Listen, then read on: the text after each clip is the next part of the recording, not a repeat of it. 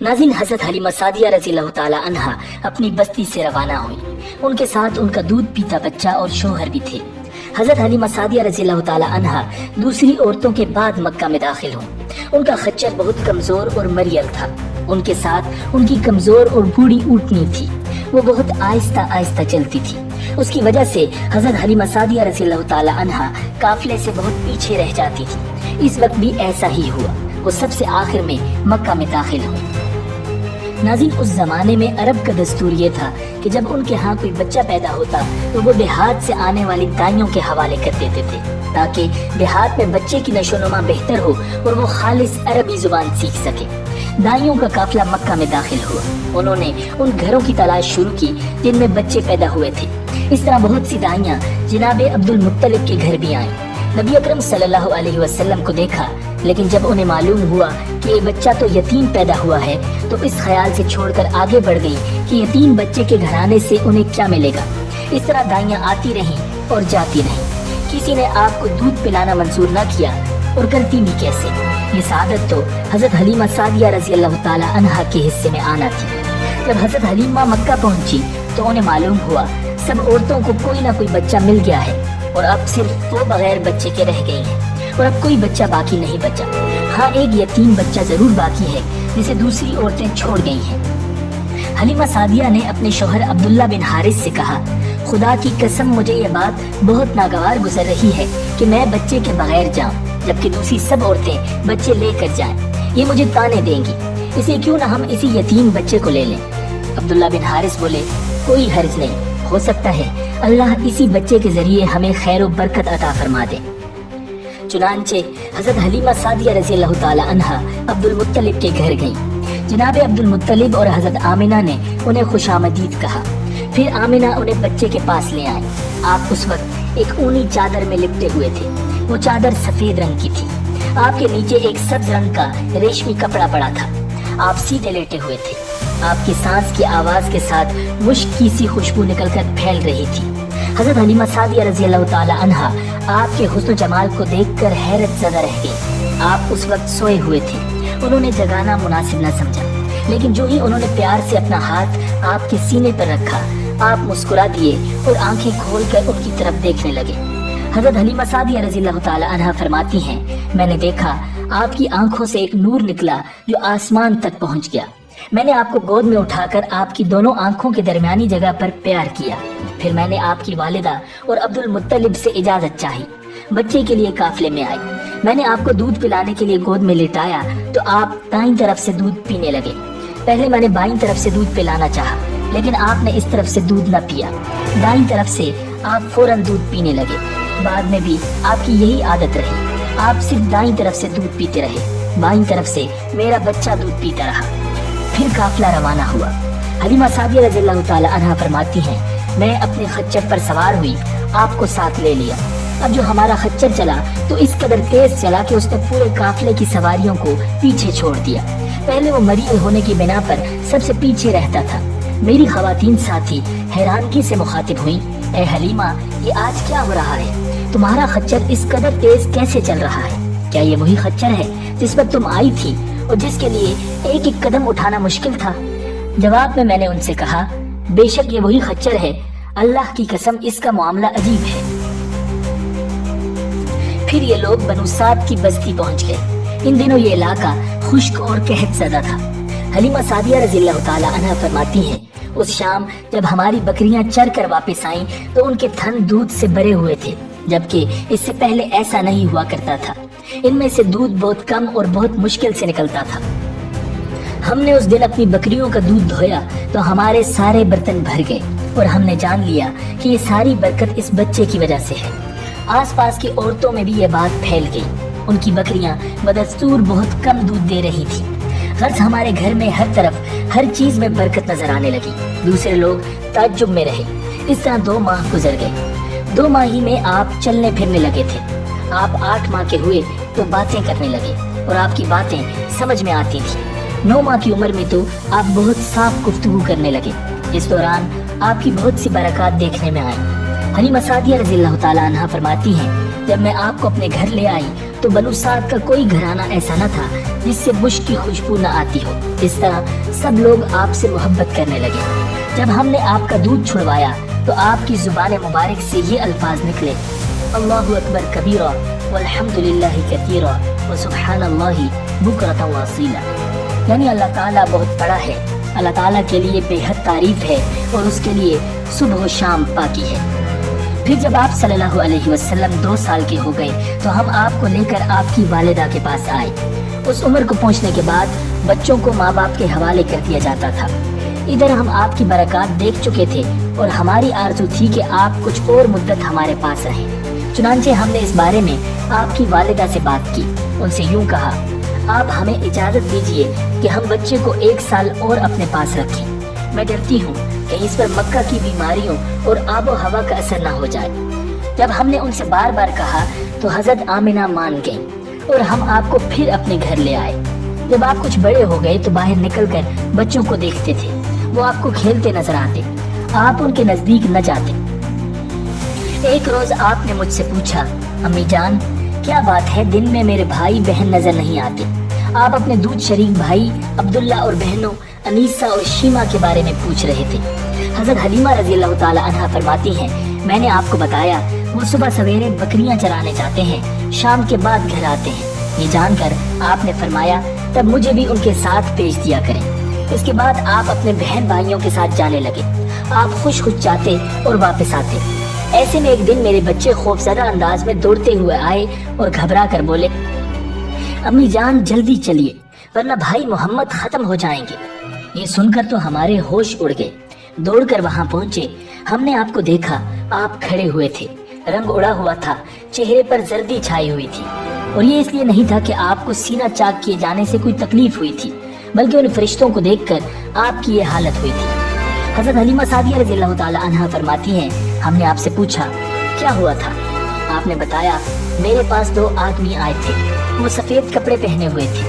ان دونوں میں سے ایک نے کہا: کیا یہ وہی ہیں؟ دوسرے نے جواب دیا: ہاں یہ وہی ہیں۔ پھر وہ دونوں میرے قریب آئے، مجھے پکڑا اور لٹا دیا۔ اس کے بعد انہوں نے میرا پیٹ چاک کیا اور اس میں سے کوئی چیز تلاش کرنے لگے۔ آخر انہیں وہ چیز مل گئی اور انہوں نے اسے باہر نکال کر پھینک دیا۔ میں نہیں جانتا وہ کیا چیز تھی۔ ناظرین، وہ دونوں حضرت جبرائیل اور حضرت میکائیل علیہ السلام تھے۔ اس چیز کے بارے میں دوسری روایات میں یہ وضاحت ملتی ہے کہ وہ سیاہ رنگ کا ایک دانہ سا تھا۔ یہ انسان کے جسم میں شیطان کا گھر ہوتا ہے اور شیطان انسان کے بدن میں یہیں سے اثرات ڈالتا ہے۔ حضرت حلیمہ سعدیہ رضی اللہ تعالی عنہا فرماتی ہیں: پھر ہم آپ کو گھر لے آئے۔ اس وقت میرے شوہر عبداللہ بن حارث نے مجھ سے کہا: حلیمہ مجھے ڈر ہے کہیں اس بچے کو کوئی نقصان نہ پہنچ جائے، اس لیے اسے اس کے گھر والوں کے پاس پہنچا دو۔ میں نے کہا ٹھیک ہے۔ پھر ہم آپ کو لے کر مکہ کی طرف روانہ ہوئے۔ جب میں مکہ کے بالائی علاقے میں پہنچی تو آپ اچانک غائب ہو گئے، میں حواس باختہ ہو گئی۔ حلیمہ سعدیہ فرماتی ہیں: میں پریشانی کی حالت میں مکہ پہنچی۔ آپ کے دادا عبد المطلب کے پاس پہنچتے ہی میں نے کہا: میں آج رات محمد کو لے کر آ رہی تھی، جب میں بالائی علاقے میں پہنچی تو وہ اچانک کہیں گم ہو گئے۔ اب خدا کی قسم میں نہیں جانتی وہ کہاں ہے۔ عبد المطلب یہ سن کر فوراً کعبہ کے پاس کھڑے ہو گئے۔ انہوں نے آپ کے مل جانے کے لیے دعا کی، پھر آپ کی تلاش میں روانہ ہوئے۔ ان کے ساتھ ورقہ بن نوفل بھی تھے۔ غرض دونوں تلاش کرتے کرتے تہامہ کی وادی میں پہنچے۔ ایک درخت کے نیچے انہیں ایک لڑکا کھڑا نظر آیا۔ اس درخت کی شاخیں بہت گھنی تھی۔ عبد المطلب نے پوچھا: لڑکے تم کون ہو؟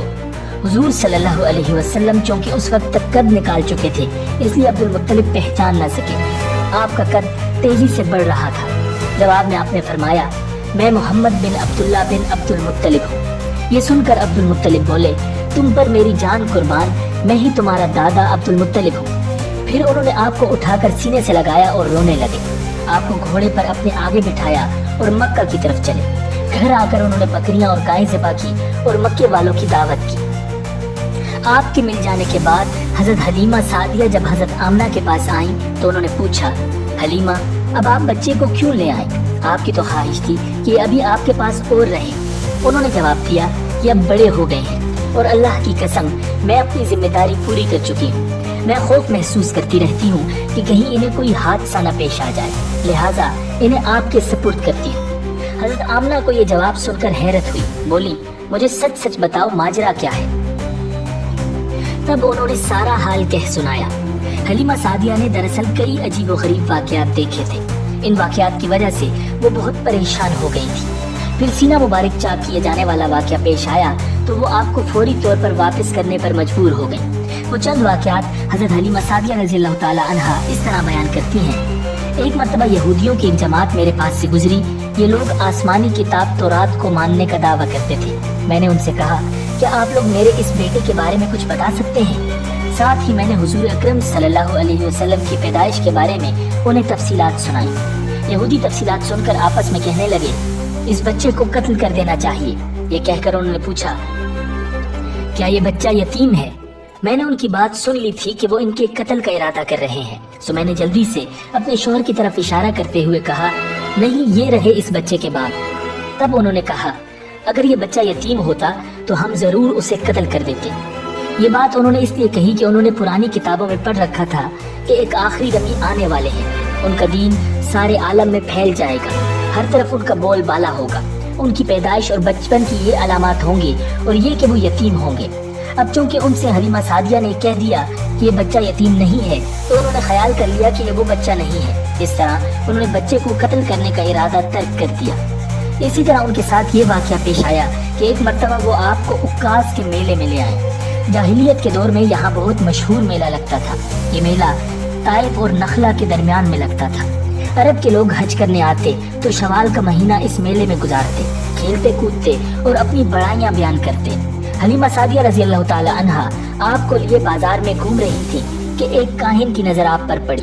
उसे आप में नबूवत की तमाम अलामात नजर आ गईं। उसने पुकार कर कहा, लोगों, इस बच्चे को मार डालो।